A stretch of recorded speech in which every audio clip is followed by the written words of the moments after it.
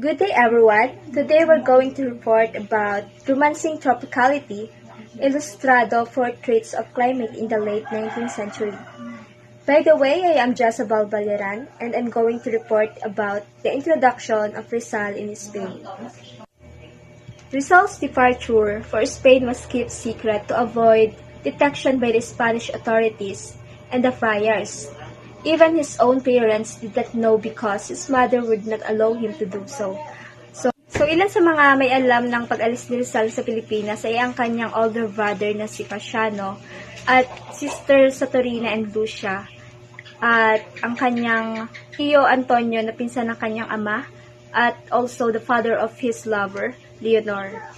And also a few friends and the Ateneo Jesuit fathers that gave him the letters of recommendation to the members of the society in the Barcelona. So, in order to avoid detection, he used the name of his cousin in Calamba, Jose Mercado. And before his departure, sumulat muna siya ng mga letter for his parents and to his lover, Leonor Rivera, that was 15 years old that time. And bago siya umalis ng Pilipinas, nag-stay muna si Rizal for 2 days in Manila.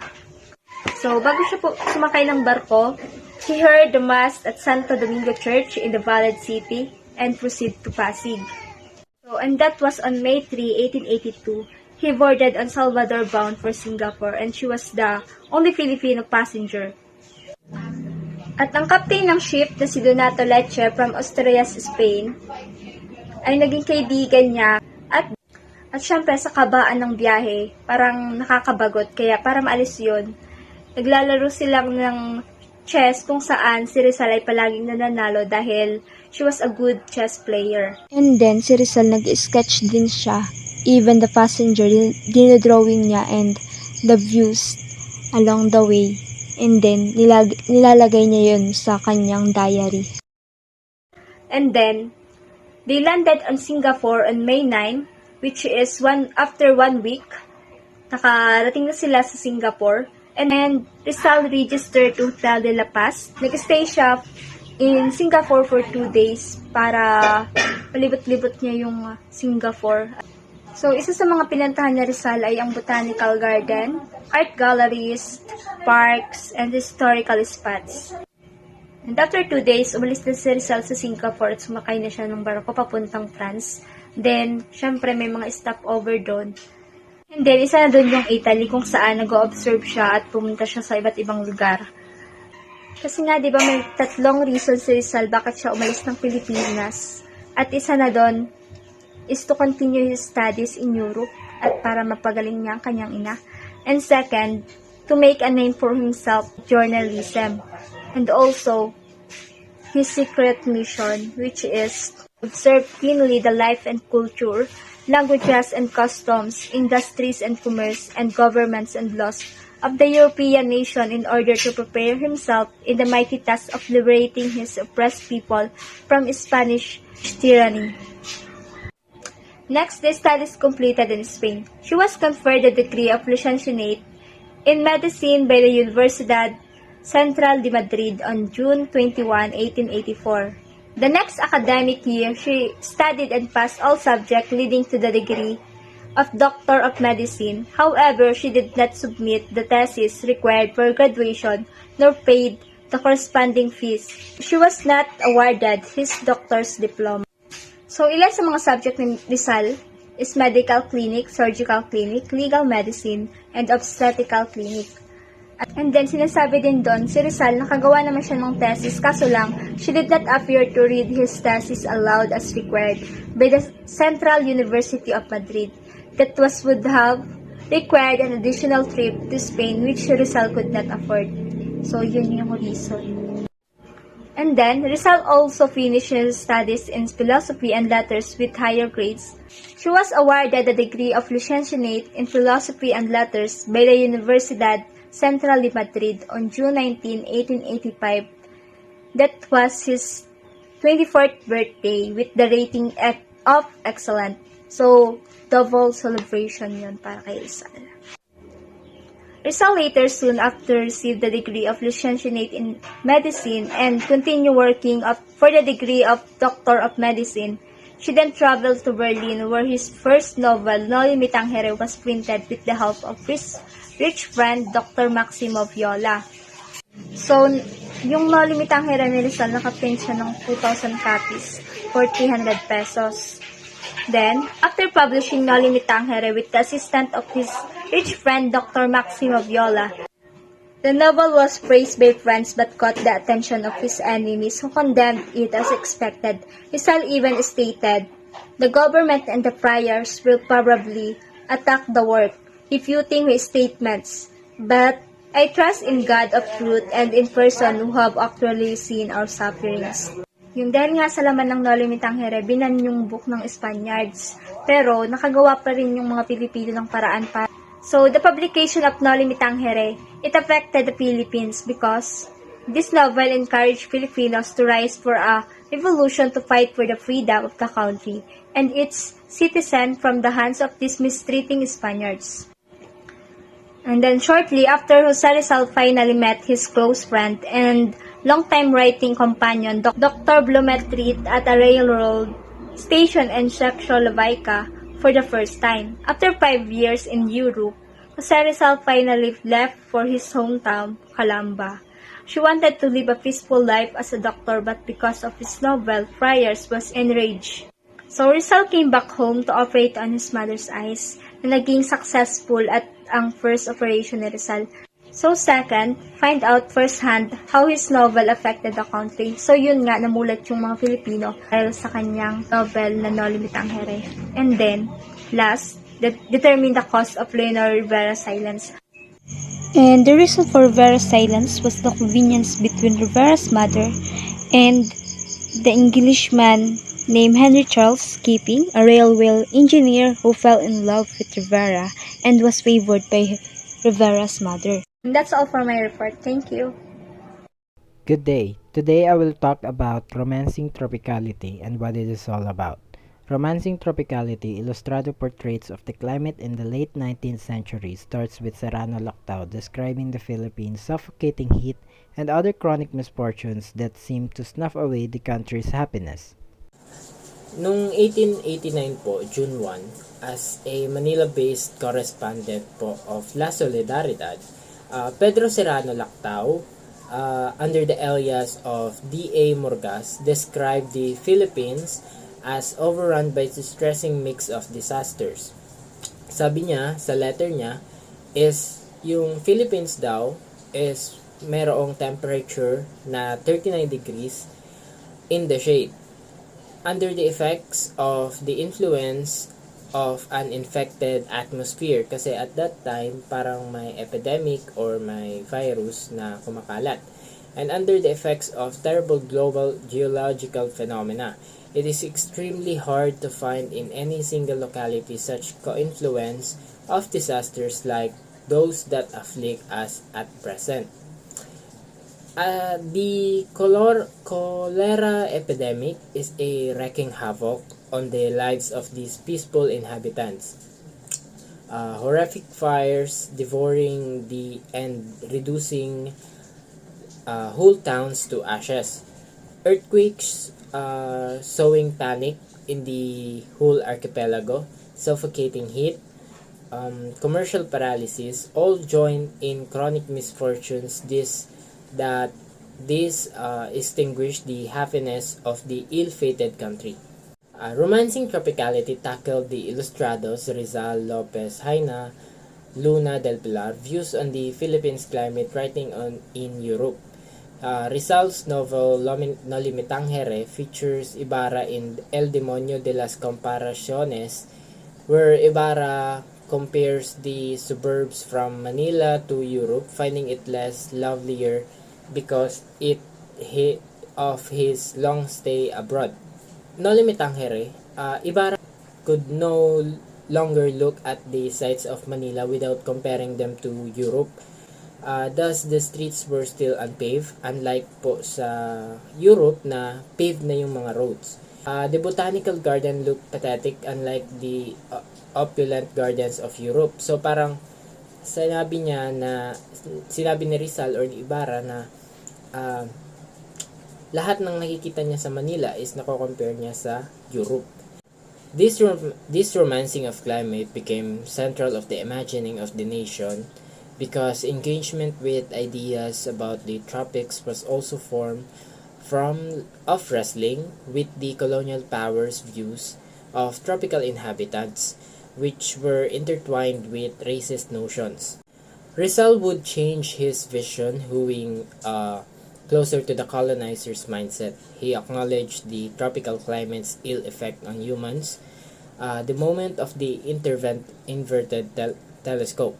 Nevertheless, both Rizal in Europe and his confreres in the Philippines shared the conviction that although the tropical climate could be calamitous, there was a far more worse disaster, which is the Spanish colonial governance. Compared to the Philippines, Spain felt like a moaning desert. Del Pilar and Rizal letters are very similar when it comes to woes of the winter brings abroad. Rizal claimed that Europe's climate is not for him, while Del Pilar's soul languished in it, wishing for his homeland light shine upon him again. Doon naman po sa letter ni Del Pilar, hindi niya nare-refer yung mga tao or anything in environment. Rather, he pointed to nature and expressed his lament about the sun, the moon, the sky, the fields, the flowers, and even the rain, realities perceived from the positionality of the colonized subject in the heart of the metropole. Jose Rizal in Madrid. During a stopover in Madrid from their studies in Universidad Internacional Menendez Pelayo or the UIMP in Santander, 24 Filipino scholars, including this writer, were toured by UIMP administration and Agencia Española de Cooperación Internacional AECI in cooperation with the Philippines Embassy in Madrid to retrace Jose Rizal's footsteps as a young student and later as an expatriate in the Spanish capital in the late 19th century.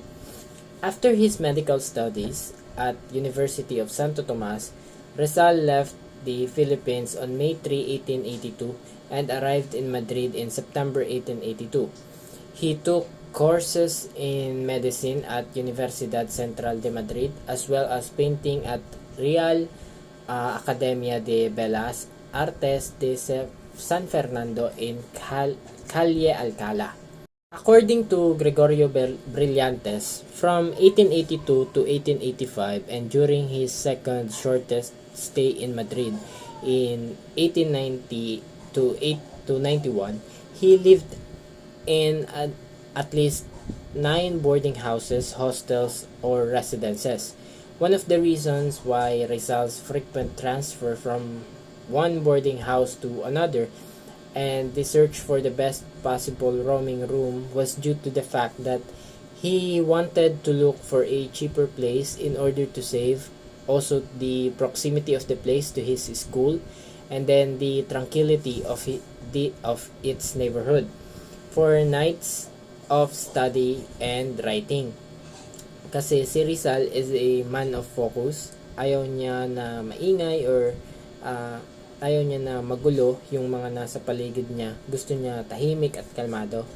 And then, Rizal also found it more convenient to stay in the center of Madrid to economize on transportation fares. Kasi nga, at that time, Rizal is, parang short siya sa money and then he's saving.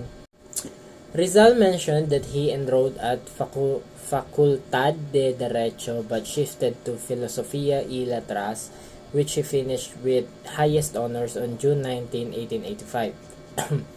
Universidad Central de Madrid, now Universidad de Complutense de Madrid, has since moved to its new location at the outskirts of Madrid known as Ciudad Universitaria.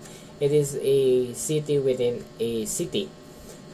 However, the old brick and plaster building where our national hero finished his medical course still stands in its old location and few classes are still being held there.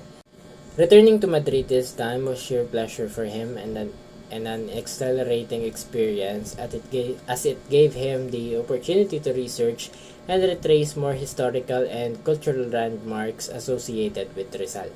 As was expected of any young man of good breeding, Rizal attended concerts, theatrical performances, parties, and discussion groups with some of the most respected members of Spanish society. What is more is he was soon introduced to a very active group of fellow Filipino students who, along with many Spaniards concerned with the situations in the Philippines, formed the Spanish-Filipino Circle. While the other goal of the group was to offer an environmental or refined social interaction, several of the young men, including Rizal, hoped that it would also publicize the Spanish abuses in a far eastern colony and attempt to gain the attention and help of members of the liberal faction of the government who might be sympathetic to the suffering of the Filipino people. Binubuo po ng Spanish-Filipino Circle sila Graciano Lopez Haina, Marcelo H. Del Pilar, Jose Rizal, Antonio Luna, Mariano Ponce, Jose M. Panganiban, Eduardo Delete, and other few people. There were serious-minded young men who think of the welfare of the Philippines first and their personal welfare last. Sa Filipino, yun po yung mga member. Pagdating sa Spanish, yung member po ng Spanish-Filipino Circle is sila Miguel Moraita. He is a professor of history at the Universidad Central de Madrid. Tsaka si Felipe de la Corte. Siya po yung author of several works on the Philippines. Unfortunately po, yung circle na tinatawag or yung Spanish-Filipino Circle is disbanded within a few months because of lack of funds and because of the general malaise that plagued many of the young Filipino students. Yung society sana na yun is parang hinati nila sa tatlo to make the propaganda effective pero wala silang pantustos. Yung tatlo na yun is the political section under Del Pilar, the second one is the literary section under Ponce, and the third one is the sports section under Arejola. True to the criticisms of the Spanish colonizers, the youth slept late, did not attend class, frittered away from afternoon playing cards, and preferred to dedicate themselves to drinking and carousing with women. Rizal soon became disillusioned with these frivolous practices and expressed his displeasure in a series of articles he wrote for the Diaryong Tagalog. Yung Diaryong Tagalog po is isa siyang makabayang pahayagang nasa wikang Tagalog at Espanyol noong panahon ng pananakop ng Espanya sa Pilipinas. Itinatag siya ni Marcelo H. Del Pilar noong 1882 at tinustusan naman ni Francisco Calvo.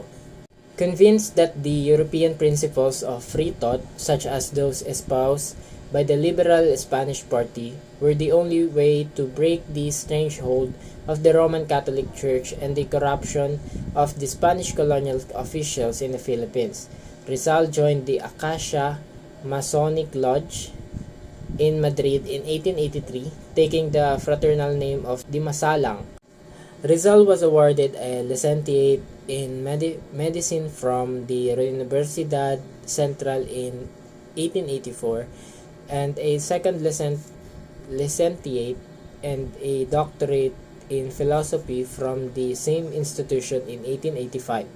According to biographer Rafael Palma, Rizal also finished a doctoral degree in medicine in 1885. However, di po siya binigyan ng award because the Rizal was unable to pay his graduation fees. Good day everyone, I am Marenel Ducay from BSHM 4C and I am here to report about the visceral strangeness of Spain.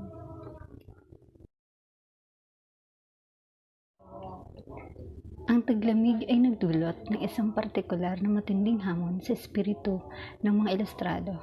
Si Antonio Luna ay naibulalas na lamang ang kanyang karanasan Anong kahabag-habag na panahon? Anong lumbay sa besperas ng Pasko? Ganoong pagkalamig-lamig. Malinaw niyang idineklara, pagod na ako sa puting nyebe. Lumabas siya sa kalye habang umuulan ng malakas. At sa nagyayelong dilim ay nakaharap ang isang pulubi na halos hubad at nakayapak, na may batal sa kanyang mga bisig na hindi nakasuot ng maruming basahan. Dinukot niya ang bulsa ng kanyang suot, subalit naparalisa ang kanyang mga daliri sa tindi ng lamig. Nakuha nga niya ang pera at ibinigay ito sa babae. At naisip niya, at sasabihin nilang besperas ng Pasko na ang lamig ay naparalisa kahit ang mga kamay na mahilig magsagawa ng mabuti at mapagbigay. Samantalang si Rizal ay hindi gaanong isinulat ang tungkol sa kung ano ang kanyang naramdaman tungkol sa taglamig sa Espanya. Ngunit pagkatapos ng ilang buwan ay sinabi niya ito sa kanyang kaibigan na si Blumentritt sa pamamagitan ng isang liham noong January 26, 1887. Ang klima ay hindi malusog para sa akin mula noong unang bahagi ng nakaraang Desyembre. Si Rizal ay nagreklamo na hindi na siya makapagtrabaho tulad ng nakaraan dahil nakaranas siya ng pananakit ng dibdib at natatakot na siya ay magkaroon ng sakit na tuberculosis. Pagsapit ng huling bahagi ng Enero, hindi na siya makapagtrabaho sa gabi gaya ng dati dahil kung gagawin niya ito ay tataas ang kanyang temperatura at pagpapawisan siya sa buong gabi. Napagdesisyonan niyang gamutin ang kanyang sarili. Si Rizal ay patuloy na nagtrabaho sa isang ophthalmic clinic. Siya ay dumalo sa mga lectures sa anatomy, nag-aral ng mga English at Italian, nagmaster ng salitang French at dumalo sa iba't ibang mga pagpupulong. Isinalin din niya ang mga akda sa Pilipinas. Ang taglamig sa Berlin ay isa sa mga paghihirap ni Rizal na kanyang tiniis alang-alang sa kanyang ama. Ngunit hindi sinabi ni Rizal kung paano niya lahat ng ito ay nakayanan. Subalit, ibinahagi niya ito sa kanyang kaibigan na si Luna. Si Del Pilar na umalis ng Manila ay sumulat sa kanyang pinagkakatiwalaang bayaw at sinabi na sa Barcelona ang kaluluwa ay nanglulupaypay sa taglamig. Ang kanyang pisikal ay nasa mabuting kalusugan, ngunit hindi niya ito masabi para sa kalusugan ng kanyang kaluluwa. Habang ako ay malayo sa iyo at ang liwanag ng tinubuang bayan ay hindi sumisikat sa akin, at pagkatapos ay ipinahayag niya ang kanyang pagkalayo sa Espanya sa kalungkutan. Sinabi nila na ito ang lupain ng mga kasiyahan, ngunit naniniwala ako na ito ay isang mababaw na kahulugan. Lahat ng bagay dito ay hindi pangmatagalan at miserable. Ang araw ay walang init, ang langit ay walang mga bituin, ang buwan ay walang ningning, ang mga bukid ay baog, ang mga bulaklak ay kulang sa limuyak, at kahit ang ulan kapag ito ay bumagsak, ay bumabagsak. Hindi tulad ni Antonio Luna, si Del Pilar ay hindi tumutukoy sa mga tao o anumang bagay. Sa halip, itinuro niya ang kalikasan at ipinahayag ang kanyang panaghoy tungkol sa araw, sa buwan, sa langit, sa mga bukid, sa mga bulaklak at maging sa ulan, at sa mga realidad na nakikita mula sa posisyon ng isang kolonisadong paksa sa puso ng metropol. Lahat sila ay kulang sa kung ano ang kanyang ipinagli bilang ang mga tinubuang bayan na maluwalhating kalikasan na kanyang hinahangad para sa panloob na kagalingan, ang kalusugan ng kanyang kaluluwa. Matapos ilista ang mga pagkukulang ng kalikasan, idineklara ni Del Pilar na ang lahat ng bagay ay nabubuo sa kapansin-pansing kaibahan at ginagawa tayong pagnilayan. Ang mga kahangahangang pagpapahayag ng kahangahangang kalikasan na yumanig sa ating buyan. Ang tropikal na kalikasan sa kanyang katahimikan at pagbabago-bago ay ang pag-aalaga ng kaluluwa. Ang mga ilustrado ay nagnanais sa patay na taglamig. Bilang kapalit ng pagpapakita ng kalikasan sa Liberian Peninsula, si Del Pilar ay naghangad ng kalikasan sa tinubuang bayan na naglalarawan dito. Doon ang bughaw ng kalangitan na natatakpan ng mga bituin. Ang kislap ng buwan sa panahong ito, ang nakakapasong sinag ng tropikal na araw, ang lunti ang mga bukid nito, ang umaapaw na halimuyak ng mga bulaklak. Walang ilustrado kasama si Del Pilar ang gustong balikan tungkol sa mga bagyo at iba pang natural na kalamidad sa Espanya, tulad ng mga sanhi ng mga sakuna at baha. Sa halip, mabilis na inilipat ni Del Pilar ang kanyang focus at nagsimulang makilala ang oriental na lipunan na ang maligayang estado ay sinira ng mga prailing Espanyol. At higit sa lahat, ang lambing, katapatan at init ng ating mga kaugalian sa silangan ay pumupukaw ng maganda at taos-pusong mga alaala sa aking kaluluwa na pumupukaw sa mga luha ng pag-iisip na ang gayong kaligayahang ipinagkaloob ng Diyos ay nagdidilim ng kawalang galang ng mga nag-aakala na mga ministro ng Diyos. Isa sa mga kontradiksyon ng mga ilustrados, romantisasyon ng tropikal na klima ay ang ugali na palampasin ang paghihirap ng tao na nagdulot ng mga kalamidad na resulta mula sa mga likas na panganib sa kanilang tahanan. Tila hindi nila makita ang mga sakuna sa paraang ginagawa natin ngayon. Ngunit malamang na mayroon silang pagpapahalaga sa katutubong katatagan na maaaring isama sa mga tula at ang dinamika ng kalikasan.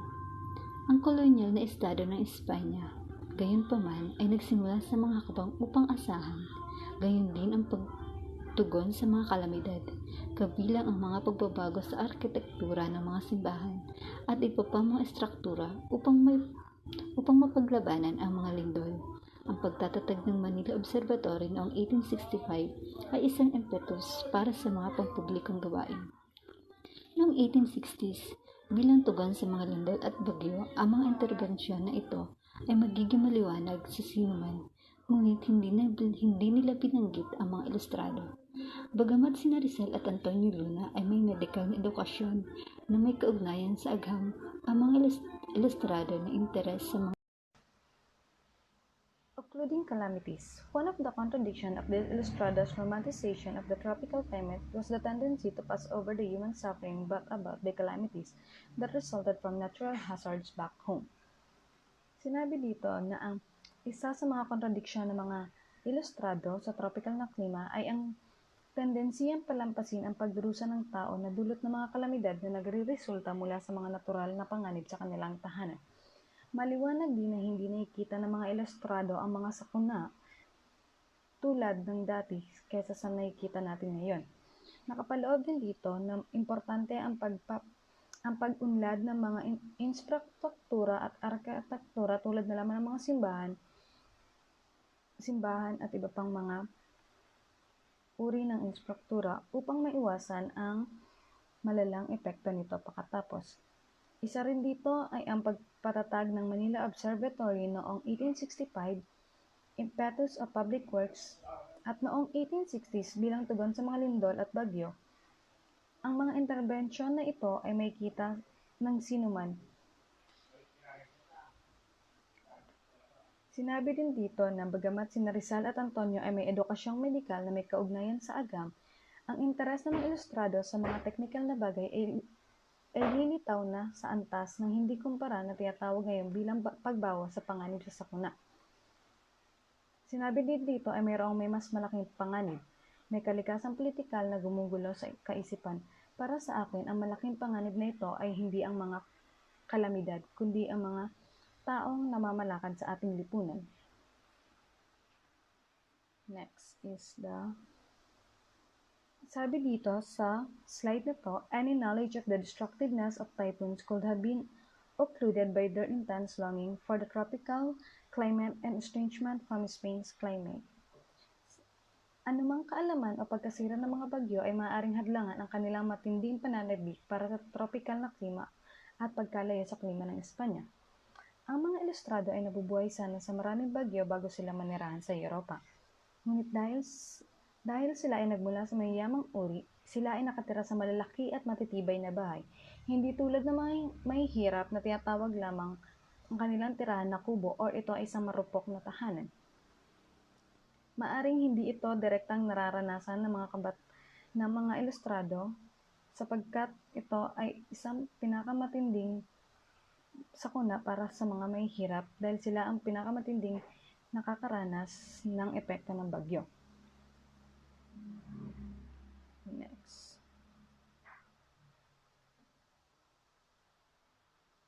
In fact, an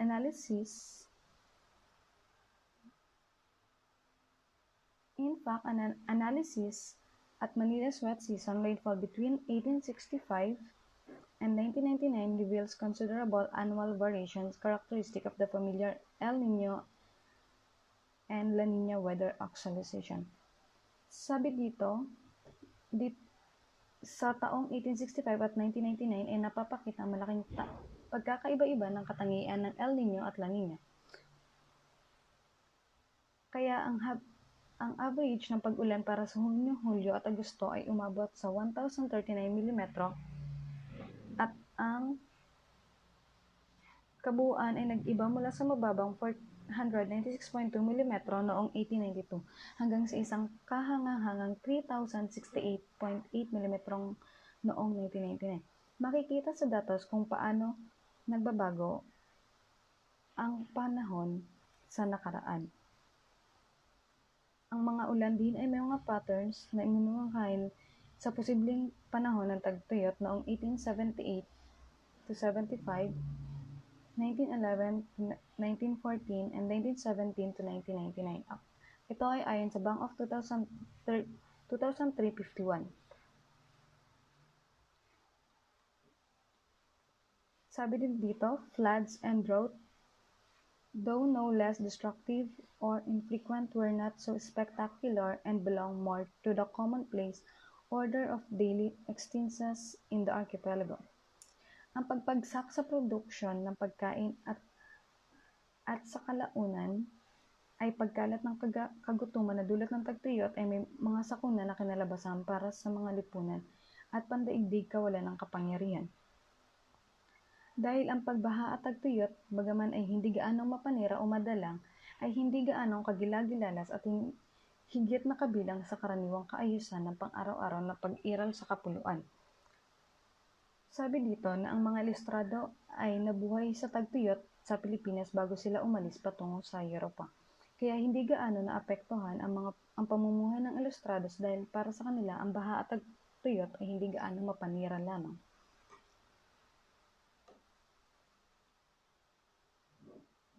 Although flood and drought could be put aside as quotidian events, earthquakes which did not spare the wealth were another matter.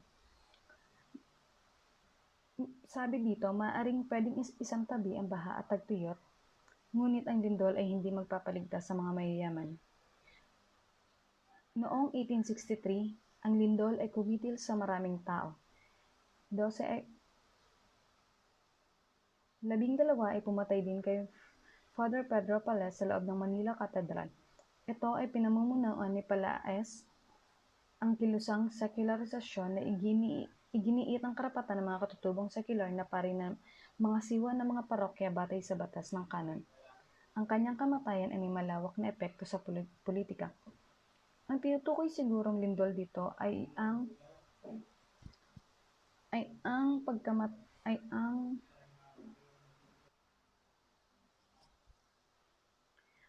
Sabi dito, bagamat maaaring isang tabi ang baha at tagtuyot, ang mga lindol na hindi nagpapaligtas sa mga mayaman ay isa pang bagay. Ang lindol noong 1863 na kumitil sa maraming tao ay pumatay din kay Father Pedro Palaes sa loob ng Manila Cathedral. Dahil pinamumunuan ni Palaes ang kilusang sekularisasyon ay giniit ang karapatan ng mga katutubong sekular na pari ng mga siwa ng mga parokya batay sa batas ng kanon. Ang kanyang kamatayan ay may malawak na epekto sa politika. Sinabi ni Father kinuha ni Jose Burgos ang isyu ng sekularisasyon na ginawa itong isang kampanya laban sa mga pahayag ng rasistang Espanyol tungkol sa kababaan ng katutubong.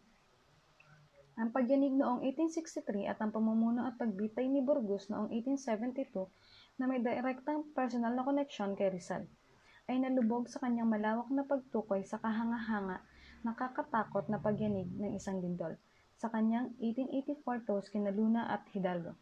Ang pag-iibigan ng klima ng tinubuang bayan ay nagpatahimik sa pampulitikang import ng 1863 na lindol. Kung paano hindi nakikita ng mga ilustrado ang mga sakuna tulad na yung nakikita natin ngayon, hindi rin nila itinuring ang mga kalamidad bilang isang arena na nanawagan para sa kanilang interbensyon. Sa aking pagkakaunawa, ang lindol na tinutukoy dito sa 1863 ay ang pagbitay sa Burgos at ang nagpatahimik lamang dito ay ang speech or ang toast ni Rizal para kay Luna at Hidalgo. This is the Manila Cathedral after the 1863 earthquake. Sabi dito, si Palaes at maraming iba pa ay pinagdiriwang ang ritual ng Corpus Christi sa katedral nang sirain ng lindol ang bubong ng edipisyo at inilibing sila sa ilalim ng mga labi na nag-alis ng mga araw upang malinis. Ang mga corpse ni Palaes ay natagpuan sa tabi ng isang kaibigan sa ilalim ng mga labi ng katedral. Ito ay ang resulta ng lindol noong 1863 na kung saan dito rin namatay si Palaes at iba pang mga kasama nito. Good day, I'm Jesry Escoto. I will continue the report of Miss Leonesa. A suburb of Manila after a typhoon, the Spaniards had returned when the furious hurricane blew, against which their thick dividers were confirmation. Then, at that point, from the security of their homes could they view, with a specific word fulfillment, the cottages of the locals influencing each moment all the more fiercely in the breeze, till individually they overturn. Homogeneous tropics, cosmopolitan climate. We should also note that while the Philippines was their main referent, the Ilustrados generally framed their views of the climate in terms of the tropics. That a tropical region of the globe existed was by then no longer in doubt conceptually. In the Caribbean, the perplexing thoughts related with the tropics was the first gathered and afterward traded especially through clinical and herbal texts to other intra-tropical locales like India and Southeast Asia.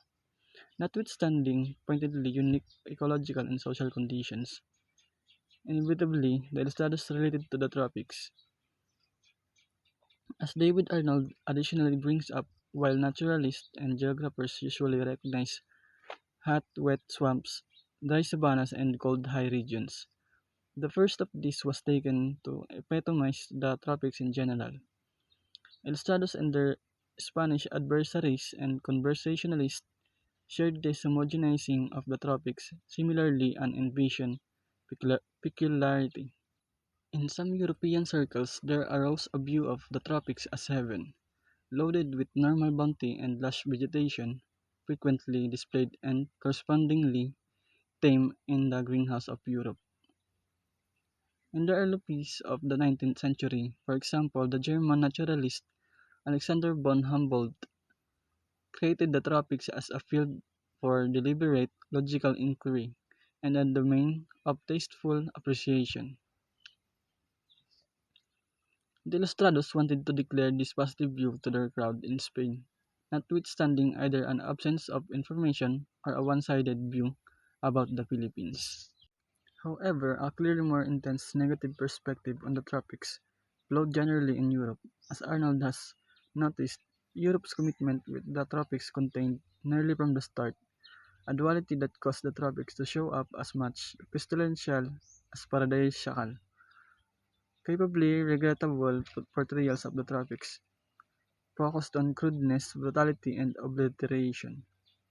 Against this malicious perspective on the tropics, the Ilustrados fought that is unelective hermeneutics.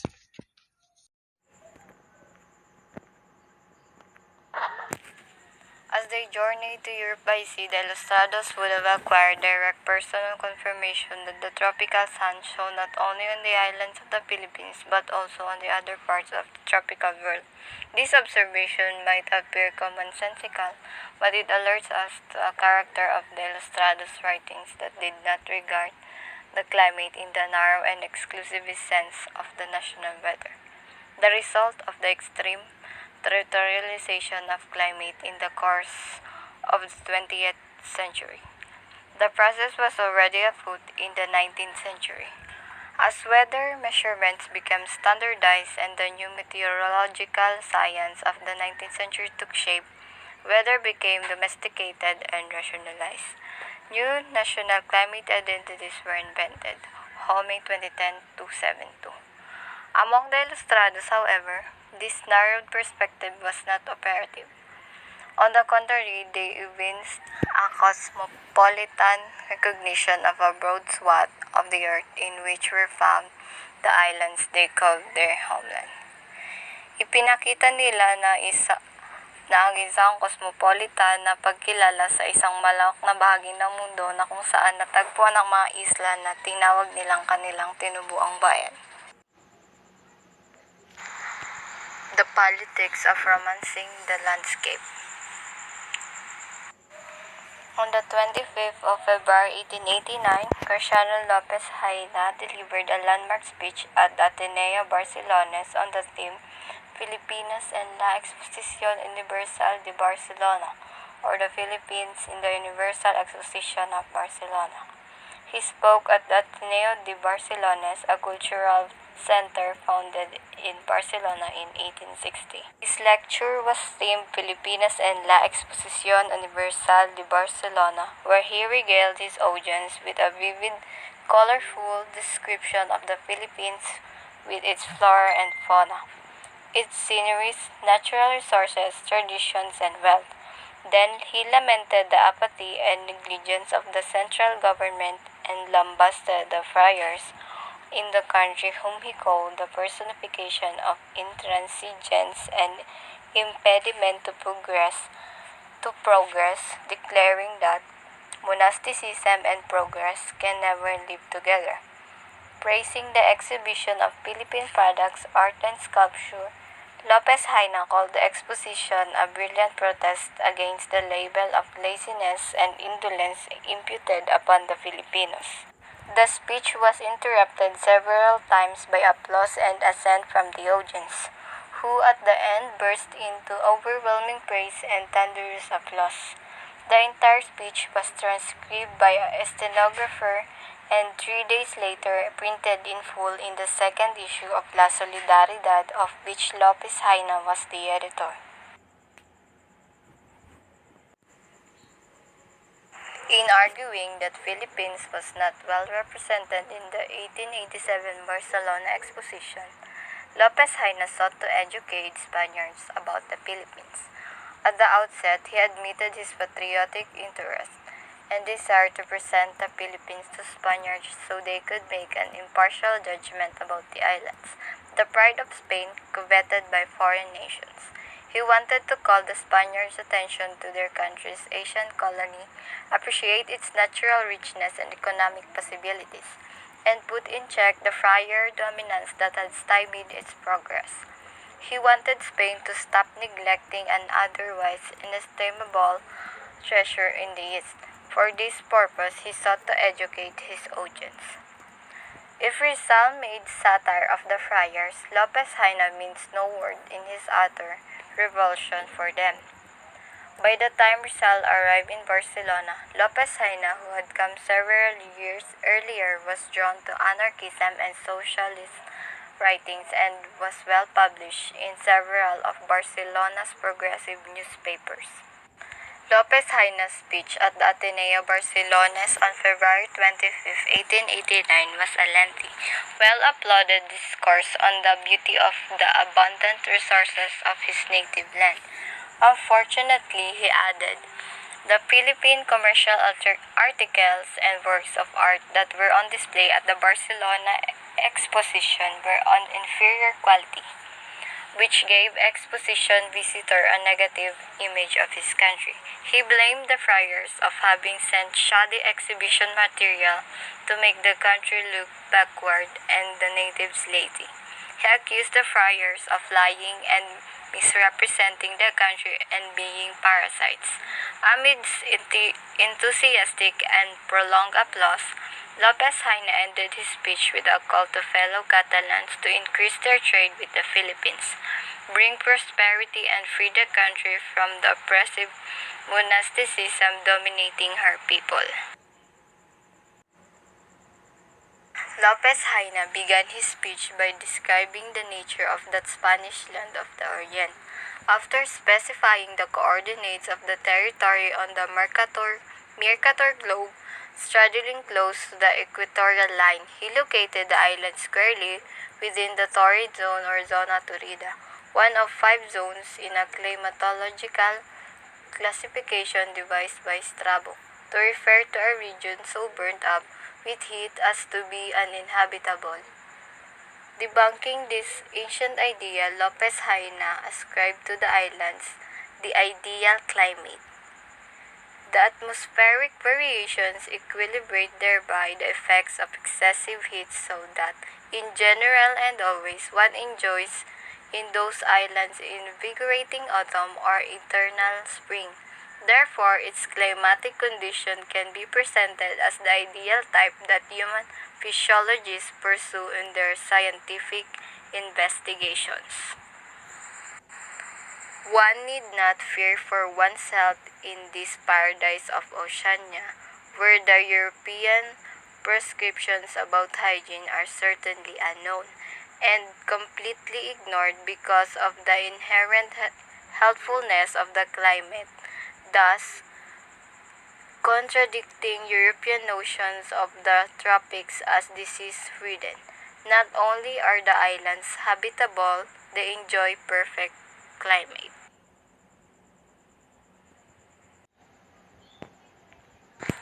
In a pioneering expression of what later nationalists would turn into a mantra of the Philippines as rich in natural resources, Lopez Haina listed in detail the wonders of nature that produce an abundance that could put even the New World to shame.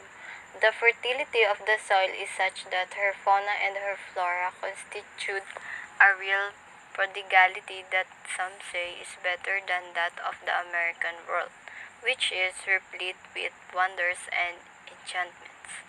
This tropical nature brings about spontaneous productivity, an overabundance that is not diminished by even the severest calamities. Sinasabi dito na ang mga likas na yaman na nagbunga ng kasaganahan na maaring maglagay sa makabagong mundo sa kahihiyan. Ang pagkamayabong ng lupa ay gayon din ang kanyang mga hayop at ang kanyang mga halaman ay bumuo ng isang tunay na kayamanan na sinasabi ng ilan na mas mabuti kaysa sa bansang Amerika, na punong-puno ng mga kababalagan at kaakit-akit na kayamang likas. Ang tropikal na kalikasan na ito ay nagdudulot ng kusang pagiging produktibo at isang labis na kasaganaan na hindi nababawasan ng kahit na ang pinakamatinding kalamidad. Disasters from natural hazards do not tarnish the idealized climate, for their destructiveness is superficial, their anarchy being only an outward appearance. Lopez Haina asserts that geological events are part of nature's organic cycle, which revitalizes the islands and fertilizes the soil. Las inundaciones y tempestades son frecuentes las islas. Lo mismo que los terremotos y otros fenómenos geológicos, siendo sus estragos terribles al parecer. Mas estas mismas revoluciones de la naturaleza, presentadas siempre en aquellas latitudes, bajo la forma de la anarquía por su fuerza y por su intensidad, lejos de dañarlas, las vivican, pues que en sus áreas llevan a los valles el limo picotante formado en las montañas con detritos minerales y orgánicos a la acción lenta de los siglos. That translates that floods and tempests are frequent in the islands like earthquakes and other geological phenomena, their terrible destructiveness being apparent, yet these revolutions of nature which always happen in those latitudes and under the guise of anarchy due to their strength and intensity, far away from harming the islands, revitalize them, for in their fury they bring to the valley the fertilizing mud abounding in detritus minerals and organic matter formed in the mountains over the course of centuries. Lopez Haina summarizes the physical description of the Philippine Islands in these words. I venture to say that the extensive aggregation of this scattered Spanish island in Oceania is like a bouquet of flowers that with a noble hand, provident nature has pinned on the breast close to the heart of Mother Spain.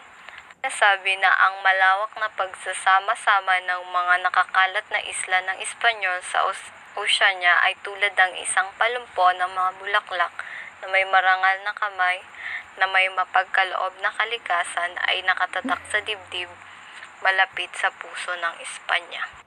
The history of imperial conquest is brushed aside by the explicit suggestion of a natural connection between the Philippines and Spain. But Lopez Haina laments, "It seems surprising, gentlemen, that those beautiful islands, whose exuberance is amazing, whose natural resources should suffice to constitute the happiness and the splendors of any nation, state, or kingdom, it seems incredible that they have long been forgotten by Spain." Sinasabi na nakakagulo isipin na ang mga magagandang isla na iyon na ang kagalakan ay kamangha-mangha na ang mga likas na yaman ay sapat na upang bumuo ng kaligayahan at karilagan ng anumang bansa, estado o kaharian ay tila hindi kapanipanwala na ang mga ito ay matagal nang nakalimutan ng Espanya.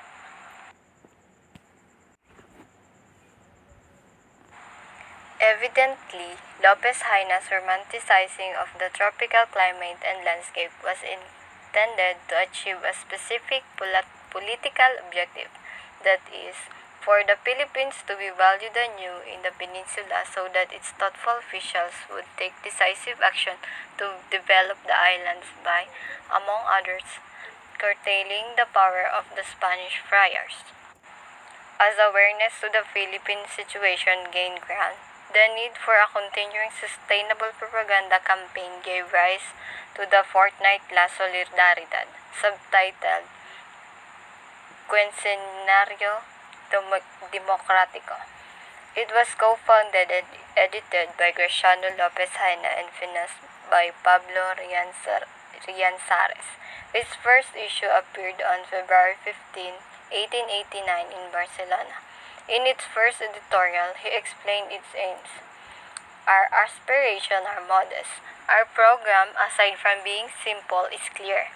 To combat reaction, to stop all retrogressive steps, to extol and adopt liberal ideas, to defend progress, in a word, to be a propagandist, above all, of democratic ideas in order to make this supreme in all nations here and across the seas. The aims, therefore, of La Solidaridad are described as to collect, to gather, libertarian ideas which are manifested daily in the field of politics, science, art, literature, commerce, agriculture, and industry.